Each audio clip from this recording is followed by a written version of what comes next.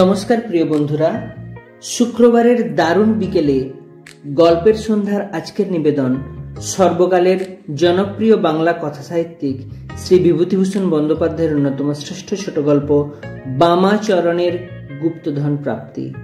গত রবিবার চ্যানেলের পাতায় গল্প না আসার জন্য আমরা আন্তরিক দুঃখিত, তাই এ সপ্তাহে রয়েছে জোড়া উপহার। আগামী রবিবার আবার আমরা হাজির হব আরেকটি ভিন্ন স্বাদের দুর্দান্ত গল্প নিয়ে। শুরু হচ্ছে আজকের গল্প বামাচরণের গুপ্তধন প্রাপ্তি।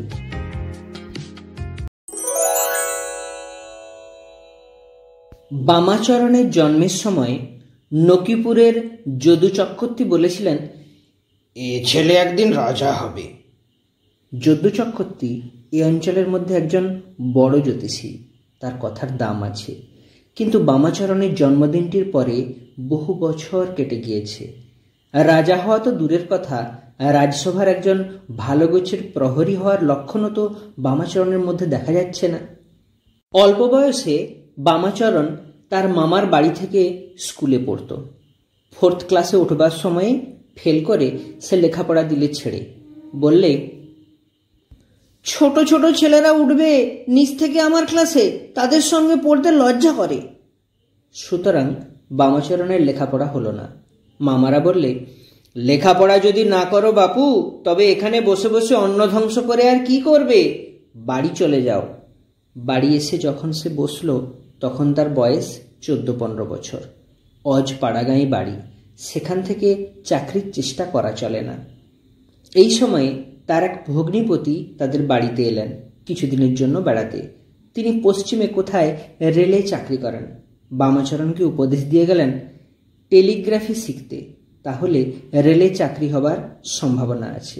কলকাতা থেকে তিনি বামাচরণকে একটা টেলিকলও আনিয়ে দিয়ে গেলেন আর টেলিগ্রাম শেখবার একখানা বই। বামাচরণ সর্বদা গম্ভীর চালে থাকত। সমবয়সী ছোট ছোট ছেলেদের সঙ্গে মিশলে তার মান যাবে। আরেকটা মজা ছিল তার, সে তাদের নানা রকম বৈষয়িক উপদেশ দিত। যেমন হয়তো ছেলের দল ওদের বাড়ির সামনে কয়েতবেলের গাছে উঠে মহা হইচই করছে, ও এসে গম্ভীর মুখে বললে, এই সব নামো, গাছ থেকে নামো। বামাচরণ বললে, কয়েতবেল তো খাচ্ছিস, এদিকে ঘরে যে অনেকের চাল নেই সে খোঁজ রাখিস, শুধু কয়েতবেলে কি আর পেট ভরবে? যা, যাতে 2 পয়সা রোজগার হয় তার চেষ্টা করগে যা। বামাচরণের বিজ্ঞ ধরনের কথাবার্তায় বেশ কাজ হলো। পাড়া গাঁ জায়গা সকলেরই অবস্থা অল্প বিস্তর খারাপ। প্রত্যেক ছেলেই জানে যে তার বাপ মার অবস্থা ভালো নয়। অতএব বামাচরণের কথায় অনেকেরই মনের মধ্যে কোথায় ঘা লাগলো, তারা মাথা নিচু করে যে যার বাড়ি চলে গেল। এই সময়ে ওর ভগ্নিপতি এসে ওকে টেলিকল দিয়ে গেলেন। গ্রামের ছেলেরা প্রশংসমান দৃষ্টিতে চেয়ে চেয়ে দেখত বামাচরণ দিন রাত গম্ভীর মুখে ওদের বাড়ির পশ্চিমের ঘরে বসে টেলিকলটাতে টরে টক্কা অভ্যাস করছে। ঝড় নেই, বৃষ্টি নেই, শীত নেই, গ্রীষ্ম নেই, দোল নেই, রাস নেই, শনিবার রবিবার নেই, কি সে অধ্যাবসায়। দ্রোণাচার্যের কাছে ধনুর্বিদ্যা শিখতে অর্জুনও বোধহয় এত অধ্যাবসায়, এত মনোযোগ দেখাননি। তা তিনি মল্লভূমিতে কাঠের বিবিধ পাখি বিদ্ধ করে যতই নাম করুন গিয়ে। বছরখানেক টেলিগ্রাফ শেখবার পর বামাচরণ রেলে চাকরির চেষ্টা করলে, কিন্তু অদৃষ্টের দোষে কোথাও কিছু হলো না। গাঁয়ের ছেলেদের সে বললে, জানিস, ERR রেলের TI সাহেব আমার দরখাস্তের জবাব দিয়েছে, তার নিজের হাতের সই আছে। ছেলেদের মধ্যে 2-1 সম্ভ্রমের সঙ্গে জিজ্ঞাসা করত, কি লিখেছে বামাচরণ দা? লিখেছে, এখন চাকরি হবে না, পোস্ট খালি নেই, খালি হলে জানাবে, দাঁড়া। তারপর সে পশ্চিমের কোঠায় তার ঘর থেকে একখানা লম্বা খাম নিয়ে এসে তার মধ্যে থেকে ছোট্ট একটা ইংরেজি লেখা কাগজ বার করে সকলের সামনে বাতাসে 2 বার উঁচু করে উড়িয়ে বলতো, এই দেখ। কিন্তু এত করেও কিছু হলো না। মাসের পর মাস TI সাহেবের সে চিঠি আর পৌঁছল না। হঠাৎ মেঘ ভাঙা আকাশে একদিন চাঁদ উঠল। বামাচরণের পিতা ছিলেন সেকালের ফৌজদারি কাছারির নাজির, যখন তিনি মেহেরপুরে, সেই সময়ে বম্পাস সাহেব মেহেরপুরের জয়েন্ট ম্যাজিস্ট্রেট, সাহেব নাজির মশাইকে খুবই খাতির করত, ভালোবাসত। বামাচরণের বাবা বৃদ্ধ বয়সে পেনশনভোগী অবস্থায় নিজের চণ্ডীমণ্ডপে বসে সমবেত বৃদ্ধমণ্ডলীর কাছে চাকরি জীবনের গল্প করতে করতে বলতেন, বম্পাস সাহেবকে তো আমিই কাজ শিখিয়েছি।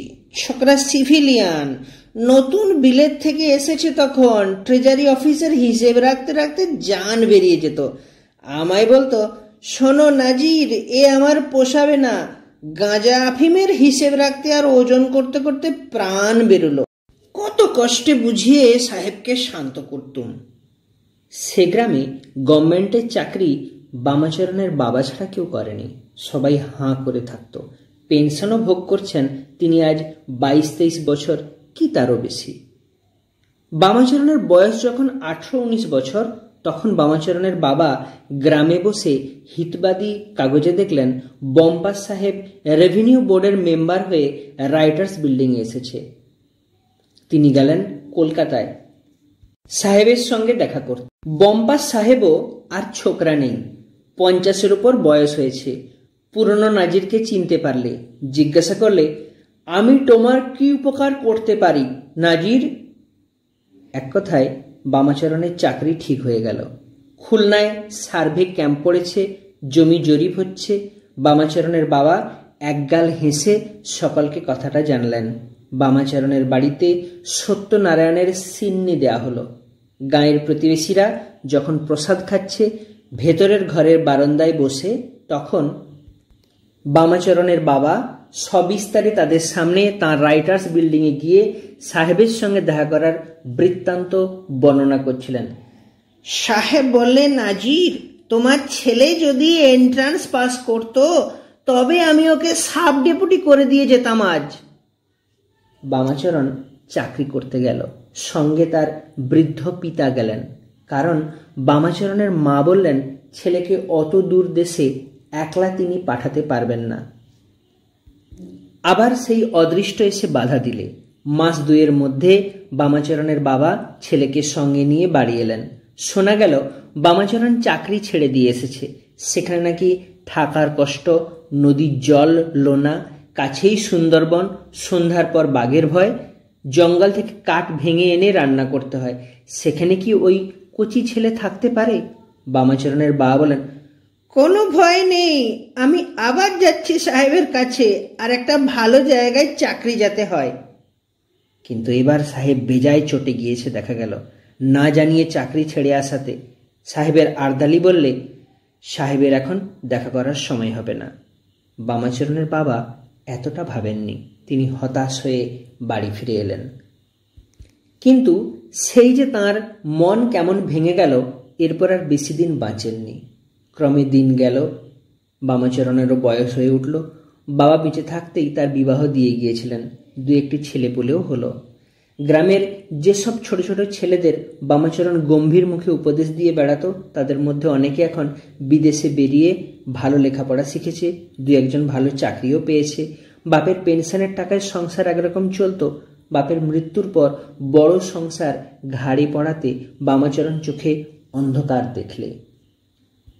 নিজের ছেলে মেয়ে 2-3টি, এক বিধবা ভগ্নী বাড়িতে, তারও 2-3টি ছেলে মেয়ে, বৃদ্ধা মা, অনেকগুলি পুষ্যি খেতে, চলে কি সে এতগুলি প্রাণীর? এইসব কথাই সে ভাবছিল আজ নদীর ধারে বড় ভাঙনের চটকা গাছতলায় মাছ ধরতে বসে। বেলা পড়ে এসেছে, কচুরিপানার দামগুলো উজান মুখে চলেছে, বোধহয় জোয়ার এলো। সামনের চটকা গাছটায় রোদ রাঙা হয়ে আসছে। রোজ এইখানটাতে বামাচরণ মাছ ধরতে আসে। তাদের গ্রাম থেকে প্রায় 1.5 মাইল দূরে নদীর বড় বাঁকের মুখে। জায়গাটা চারিদিকে নির্জন। এখন তার মনে হয় খুলনার চাকরিটা ছেড়েও এসেছে আজ 14-15 বছর হবে। হঠাৎ নদীর উঁচু পাড়ের দিকে তার নজর পড়ল। ওটা কি? পাড়টা সেখানে খুব উঁচু ও খাড়া, হাত 30-40 উঁচু। সে যেখানে বসে আছে সেখান থেকে পাড়ের খানিকটা ভেঙে পড়েছে বোধহয় 2-1 দিন হলো। সেই পাড়ের গায়ে একটা বড় কলসি পাড় ভাঙার দরুন বেরিয়ে পড়েছে। অর্ধেকটা দেখা যাচ্ছে, বাকি অর্ধেকটা মাটির মধ্যে পোঁতা। বামাচরণের চট করে মনে পড়ে গেল, সে গ্রামের বুড়োদের মুখে শুনেছে এই বাঁকের মুখে আগে, বহুকাল আগে, খুব সমৃদ্ধ গোয়ালাদের গ্রাম ছিল, অনেক লোকের বাস ছিল। কলসিটা জমির ওপর থেকে হাত 4-5 নিচে পোঁতা রয়েছে। সেকালে লোকে কলসি করে টাকা পুঁতে রেখে দিত। এ নিশ্চয়ই টাকার কলসি। বামাচরণ এদিক ওদিক চেয়ে দেখলে আর কেউ কাছাকাছি আছে কিনা।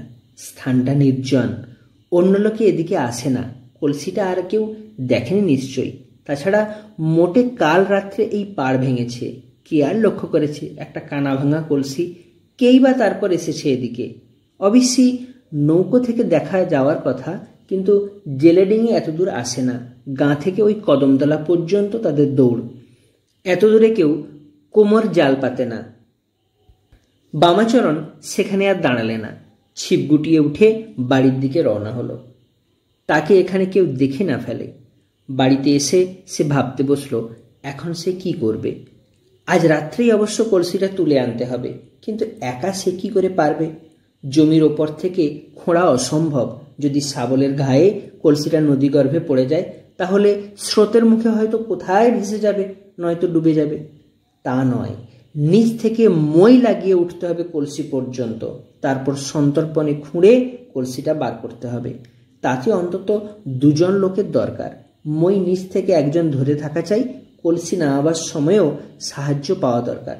অনেক ভাবনা চিন্তার পরে বামাচরণ বড় ছেলের নিতাইকে সঙ্গে নেবার ঠিক করলে।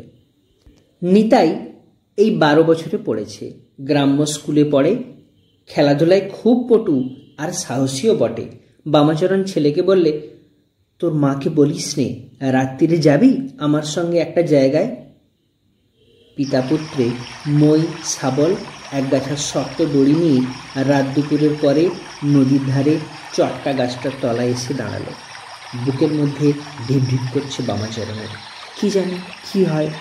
বামাচরণের ছেলে কিছুই জানে না এ ব্যাপারে। বাপের কথায় সে এসেছে। কেন এসেছে তার বাবা তাকে বলেনি, কিন্তু সে জিনিসটা খানিকটা আন্দাজ করে নিয়েছিল। নিশ্চয়ই জেলেরা কোথাও জলের ভেতর বাঁশের ভূমিতে বড় মাছ জিয়ে রেখেছে, সেই মাছ চুরি করতে তার বাবা তাকে সঙ্গে করে এনেছে। কিন্তু মই কি হবে? জায়গাটা দেখেও সে অবাক হয়ে গেল। বাবাকে বললে, বাবা, এত দূরে তো জেলেরা কোমর জাল ফেলে না, এ তো চটকা তলার বাঁক। ওর বাবা ওর মুখের দিকে চেয়ে বললে, জেলেদের সঙ্গে আমাদের কি দরকার? নে, মইটা এখানে বেশ করে লাগা। অতি কষ্টে বামাচরণ মই বেয়ে উপরে উঠল। নিতাই খুব অবাক হয়ে গিয়েছে। পাড়ের ওপর মই দিয়ে উঠে কি হবে, কি আছে ওখানে? সে একটু হতাশ যে না হয়েছে এমন নয়, বড় মাছ নয়, হয়তো বাবা কোনো ওষুধের শেকড় কি মুঠো ঘাসের শেকড় তুলতে এসেছে। অনেক সময় রাত্রেই ওষুধের গাছ তুলতে হয়, সে জানে। তার ভয় হচ্ছিল, চারিদিকে অন্ধকার, নদীর জলের ছলাৎ ছলাৎ শব্দ হচ্ছে, ডাঙায় ছোট ছোট ঢেউ লেগে। এখানে ভূতের উপদ্রবের কথা অনেকে বলে। শ্মশান এখান থেকে খুব বেশি দূরে নয়। নিতাইয়ের গাটা ছমছম করে উঠল। তার বাবা ওপরে গিয়ে পাড়ের গা খুঁজতে লাগলো।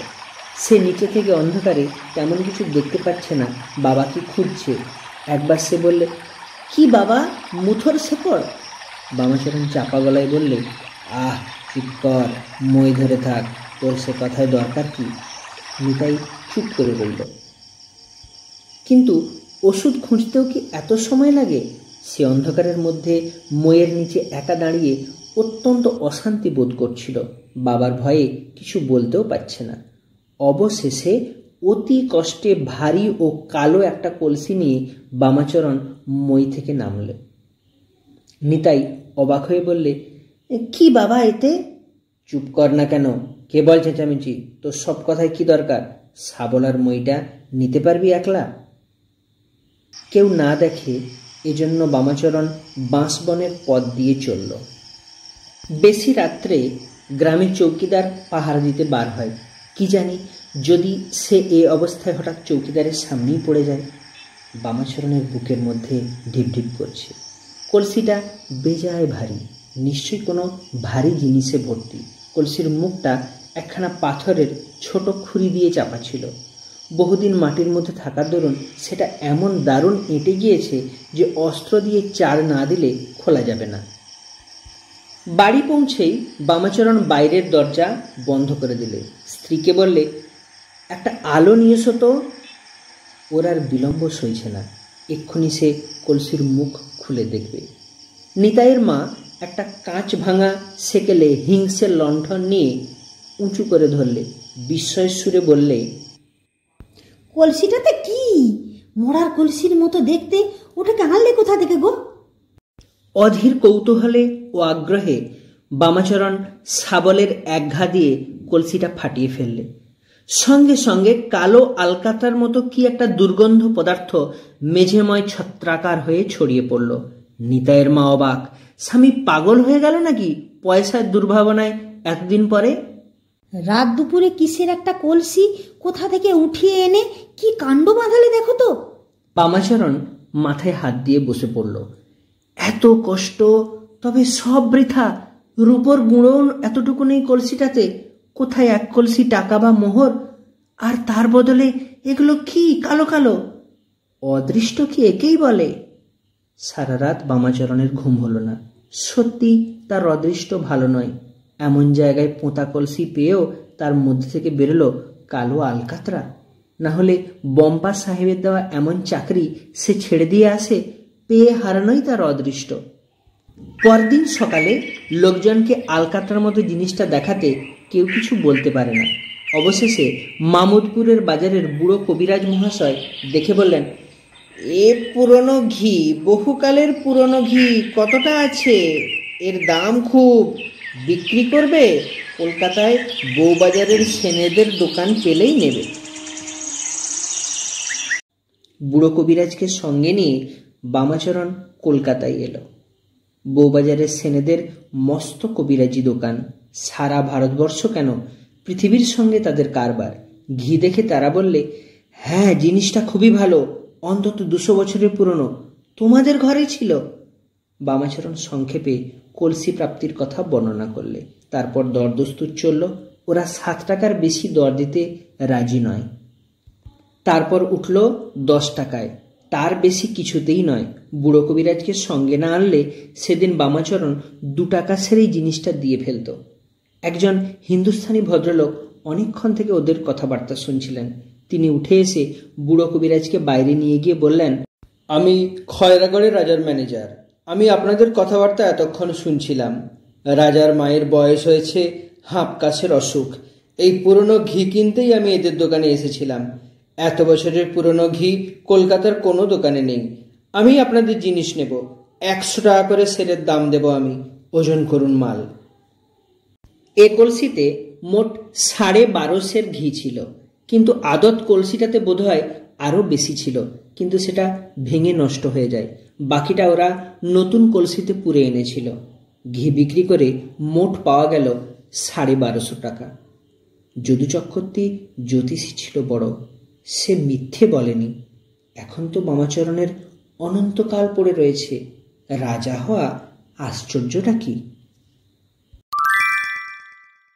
এতক্ষণ শুনছিলেন সর্বকালের জনপ্রিয় কথা সাহিত্যিক শ্রী বিভূতিভূষণ বন্দ্যোপাধ্যায়ের অন্যতম শ্রেষ্ঠ ছোট গল্প বামাচরণের গুপ্তধন প্রাপ্তি। আমাদের চ্যানেলের গল্পগুলি অবশ্যই লাইক, কমেন্ট ও শেয়ার করতে ভুলবেন না। নতুন আপডেট পেতে চ্যানেলটি সাবস্ক্রাইব করে রাখুন। আজকের মতো বিদায়। আগামী রবিবার আবার আমরা হাজির হব আরেকটি ভিন্ন স্বাদের দুর্দান্ত ছোট গল্প নিয়ে। ভালো থাকুন, সুস্থ থাকুন, গল্পের সন্ধ্যা চ্যানেলের সঙ্গে জুড়ে থাকুন। ধন্যবাদ।